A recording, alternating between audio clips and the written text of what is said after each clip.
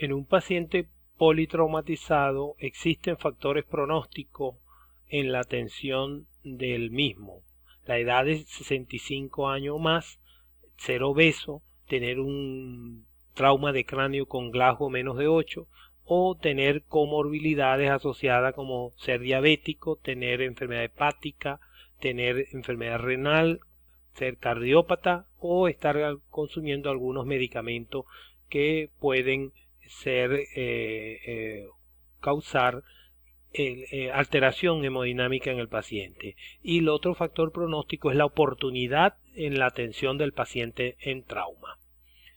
El concepto clave que debemos tener al manejar un paciente traumatizado es que trauma más shock significa hemorragia. Ese paciente está sangrando. Y el sangramiento puede ser en el tórax, en el abdomen o en las extremidades. ¿Qué es lo que hay que hacer para la atención inmediata? Hacer un ECOFAS. El ECOFAS dirige la aproximación a este paciente. Si el ECOFAS es positivo, el paciente está estable, se hace una tomografía. Si está inestable, va directo a quirófano. Si el ECOFAS es negativo y el paciente está estable, hacemos una revisión cada 6 horas de un ECOFAS y observamos la hemodinamia del paciente. Si se es inestable y el ECOFAS está negativo, debemos entonces pensar de que está sangrando en otro sitio diferente al abdomen o tórax, es decir, en la pelvis o en el retroperitoneo. Lo más importante que tenemos que pensar los médicos es el concepto de transfusión masiva. Cuando usted tiene que transfundir al paciente durante las primeras 24 horas 10 o a 20 concentrados globulares, eso se considera transfusión masiva. El reemplazo de más del 50% de volumen en 3 horas también se considera, o que un paciente esté perdiendo 150 cc de sangre por hora. El concepto clave en esto es que si un paciente tiene shock y viene de un accidente, tiene una hemorragia, la medida más efectiva de resucitación es control anatómico del sangrado, es decir, ese paciente tiene que ir a cirugía. El concepto errado que manejábamos desde hace unos años, donde sobre todo el algoritmo de la TLS, del Advanced Traumatic Life Support, soporte de vida de trauma avanzado, decía que el paciente que está inestable de producto de un shock, deberíamos de resucitarlo con 20 a 30 cc por kilo de solución fisiológica o Ringer lactato hasta que mejore la presión arterial. Si persiste la hipotensión, entonces transfundimos, y si persiste todavía hipotenso, le ponemos plasma, y si no mejora, le ponemos vasopresores. Ese concepto es errado. Esa aproximación a esperar la evidencia de laboratorio de la hemorragia importante no es correcto. ¿Por qué? Porque si usted, un paciente hipotenso, paciente que está sangrando, hipotenso, le empieza a poner Ringer o fisiológica, o sea, le da volumen, expansión de volumen, esto me diluye los factores de coagulación, me aumenta la presión arterial y el paciente sangra más. Eso se hace un círculo vicioso y al final quien va a ganar es la muerte. Por ello, el abordaje del paciente traumatizado es bastante complejo. El trauma produce hemorragia. La hemorragia que usted está viendo en el paciente, si usted la resucita con líquido, diluye, produce hipotermia y eso produce coagulopatía.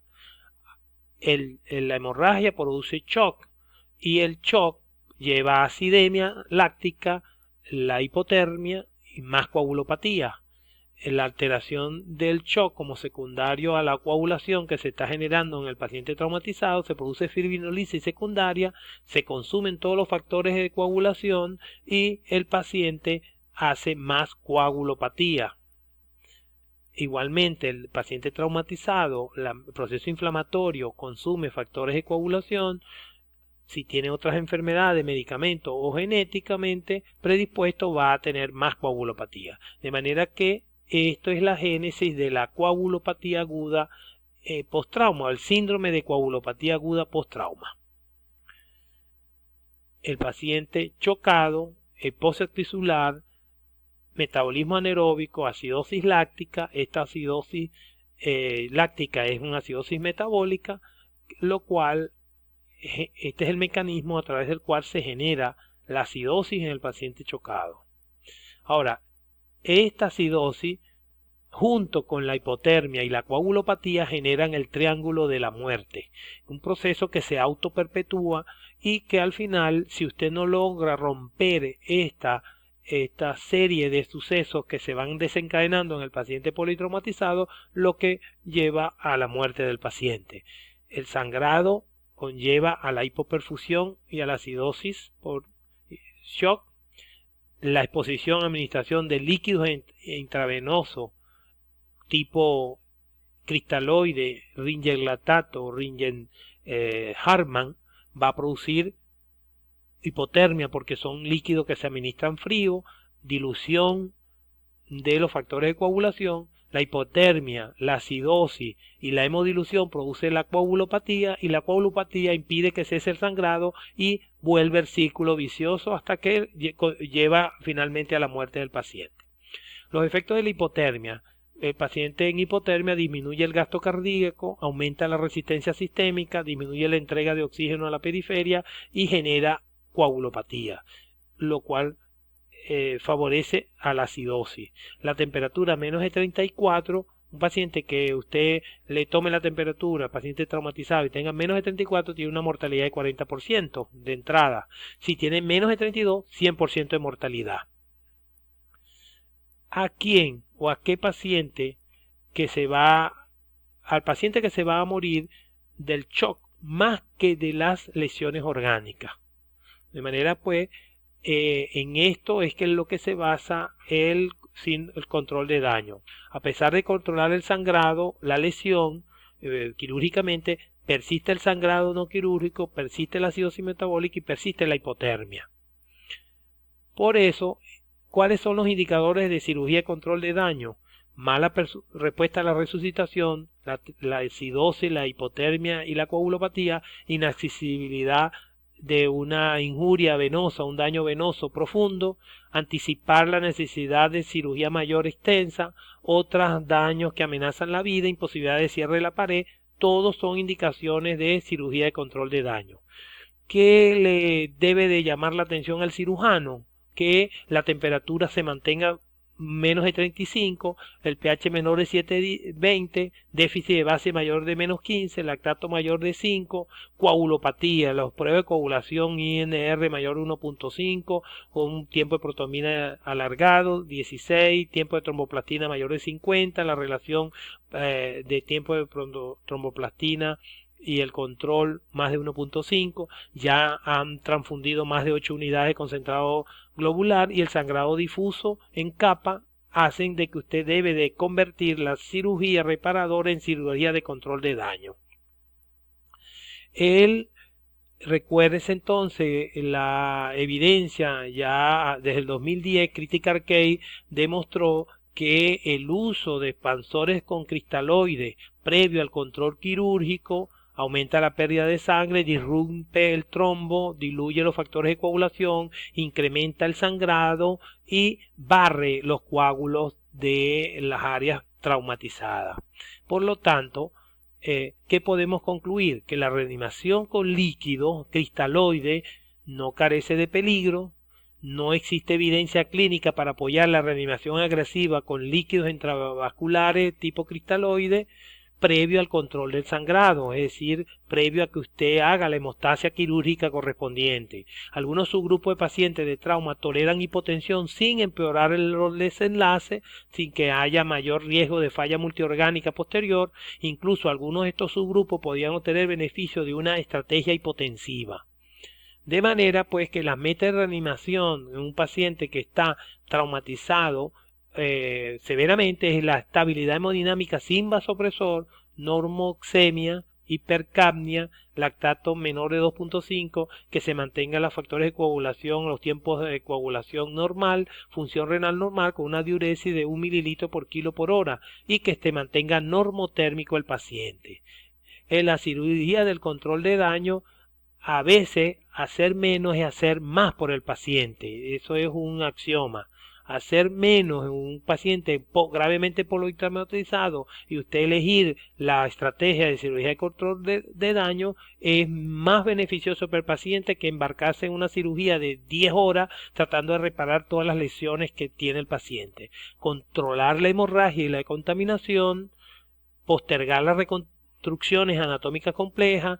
Los candidatos son aquellos pacientes que tienen de manera pH que está por debajo de 7.2, temperatura central menor de 3.5 y coagulopatía. Esos son los que van para control de daño.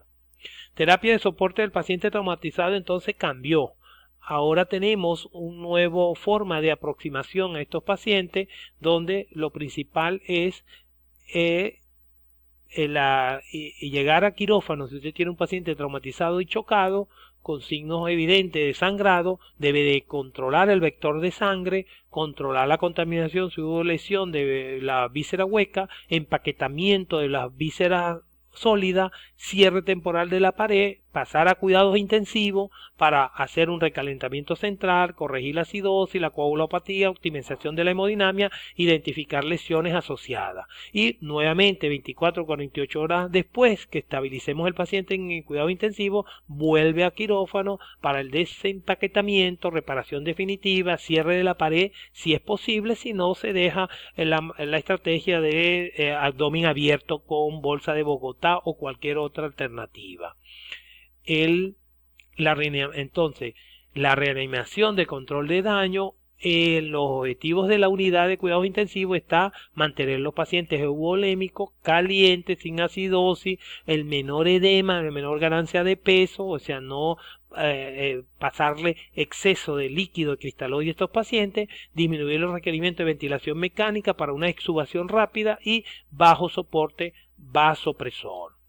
Es decir, que en la cirugía, la resucitación de control de daño hay varias estrategias que hay que seguir. Es una aproximación muy sensible y que ha reportado cambios en la mortalidad de los pacientes que tienen traumatismo exsanguinante, como lo demostró Beckley en el año 2008, publicó que las estrategias son múltiples: hipotensión permisiva, prevención y tratamiento agresivo de la hipotermia, controlar la acidosis que se debe a hipoperfusión tisular, colocación de reanimación hemostática con plasma fresco, concentrado glóbulos rojos y plaqueta, uso temprano de las plaquetas en la relación 1-1-1 y el factor 7 fue preconizado, pero actualmente no tiene la evidencia científica de que es sumamente costoso y no ha reportado los beneficios que inicialmente se había planteado. Y la sangre total